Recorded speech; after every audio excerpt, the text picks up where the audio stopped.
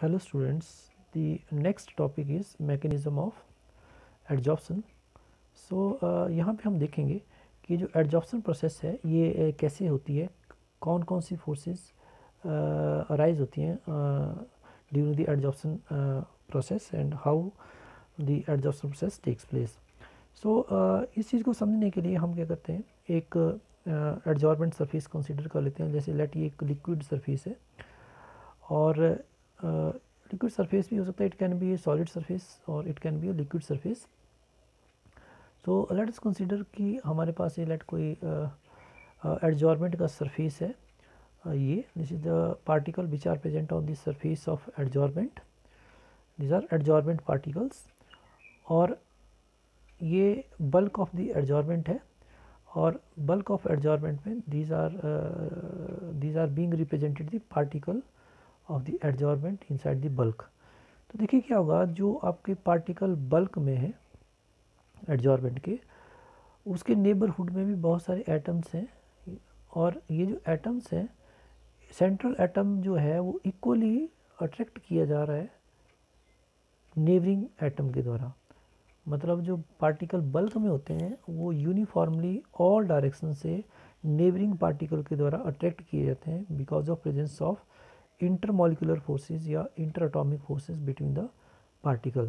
तो अल्टीमेटली कोई पार्टिकल जिसको इक्वल फोर्सेस लग रहे हों from all the direction, so the net force acting on a particle which is present in the bulk वो क्या हो जाएगी, जीरो. मतलब ये जो पार्टिकल यहाँ पे सेंटर में शो किया गया है, इसके ऊपर नेट जो फोर्स एक्टिंग होगी वो क्या हो जाएगी, ज़ीरो हो जाएगी. क्योंकि इस पार्टिकल को इधर से भी खींचा जा रहा है, इधर से भी खींचा जा रहा है, उधर से भी खींचा जा रहा है, इधर से भी, इन ऑल द डायरेक्शन से इसको अट्रैक्ट किया जा रहा है.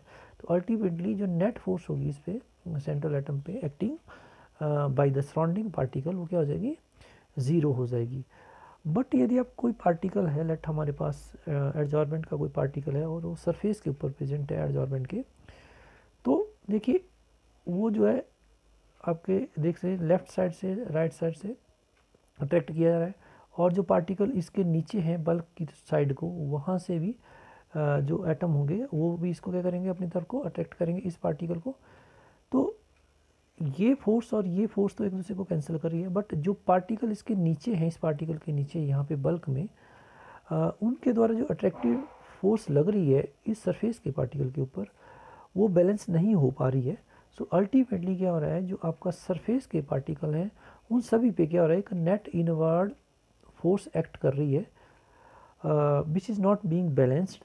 सो इससे क्या होता है, हमारा जो सरफेस होता है किसी भी एडजॉर्बेंट का, उसके ऊपर कुछ रेजिडुअल फोर्सेस रह जाती हैं और रेजिडुअल फोर्सेस के कारण क्या होता है, जो हमारा सरफेस होता है एडजॉर्बेंट का वो स्टेबल नहीं होता है. तो यदि स्टेबल नहीं है तो हर एक सिस्टम की एक कैपेसिटी होती है, एक टेंडेंसी होती है कि वो स्टेबिलिटी को अटेन करे. तो क्या होगा, लेट ये एडजॉर्बेंट के पार्टिकल हैं, ये मूव कर रहे हैं किसकी तरफ को, सरफेस ऑफ द एडजॉर्बेंट की तरफ को. तो क्या होगा, जब ये पार्टिकल इसके क्लोज में आएंगे तो एक नई टाइप की फोर्स जनरेट हो जाएगी एडजॉर्बेट और एडजॉर्बेंट के मॉलिक्यूल के बीच में. और वो जो नई टाइप की फोर्सेस जो जनरेट होंगी एडजॉर्बेट और एडजॉर्बेंट के पार्टिकल के बीच में, they will help in the stabilization of surface particle. और जो सरफेस मॉलिक्यूल में जो टेंशन्स हैं एडजॉर्बेट और एडजॉर्बेंट के बीच में वो कम हो जाएंगी. आप देखिए नेक्स्ट वाले डायग्राम में आप देख सकते हैं कि यहाँ पे जब आपका एडजॉर्बेट के पार्टिकल स्टिक कर गए सरफेस ऑफ द एडजॉर्बेंट के ऊपर, तो जो रेजिडुअल फोर्सेस थी ऑन दिस सरफेस पार्टिकल वो क्या होगी, बैलेंस होगी. क्योंकि अब आप इस पार्टिकल को देख सकते हैं कि इसमें जो बल्क पार्टिकल के द्वारा फोर्स ऑफ अट्रैक्शन थी उसको बैलेंस किया जा रहा है by the force of attraction which is being form between the adsorbate and adsorbent particle.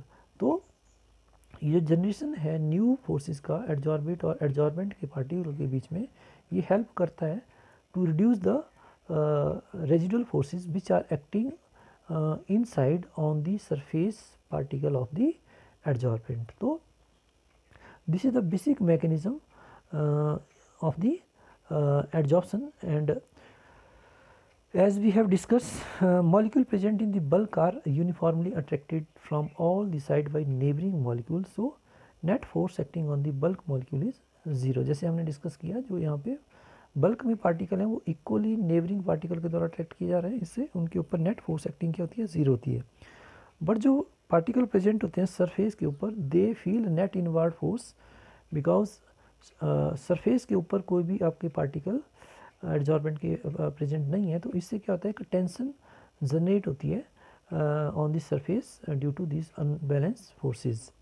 अब ये जो सरफेस ऑफ लिक्विड है सॉलिड है, वो इन अनबैलेंस्ड है जो रेजिडुअल फोर्सेस है, इनको सेटिस्फाई करने के लिए क्या करता है, जो एडजॉर्बेट के मॉलिक्यूल है उनको अट्रैक्ट करता है और उनको रिटेन कर लेता है. और जब एडजॉर्प्शन हो जाती है तो इससे क्या होता है, जो सरफेस फोर्सेस हैं या जो रेजिडुअल फोर्सेस हैं वो कम हो जाती हैं और it lead to the stability of the surface of the adsorbent. अब ये जो एडजॉर्प्शन प्रोसेस है ये एक बेसिकली रिवर्सिबल प्रोसेस है. जैसे लेट हमारे पास एक एडजॉर्प्शन का हम केस लेते हैं जिसमें एडजॉर्बेट गैसी स्टेट में है और सॉलिड यदि एडजॉर्बेंट है, तो उस केस में जो लेट एडजॉर्प्शन प्रोसेस है उसको हम कॉन्डेंसेशन प्रोसेस भी बोल सकते हैं, जिसमें गैस एडजॉर्ब हो जाएगी सरफेस ऑफ द एडजॉर्बेंट के ऊपर and heat will be liberated. That heat is called enthalpy of adsorption. इसका जो रिवर्स रिएक्शन है दैट इज़ कॉल्ड इवेपोरेशन, और in case of in adsorption system it is termed as desorption process. So the heat is here is enthalpy of adsorption.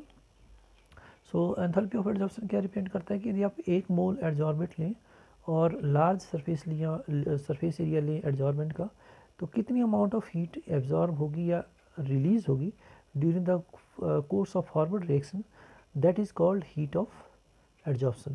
Thank you.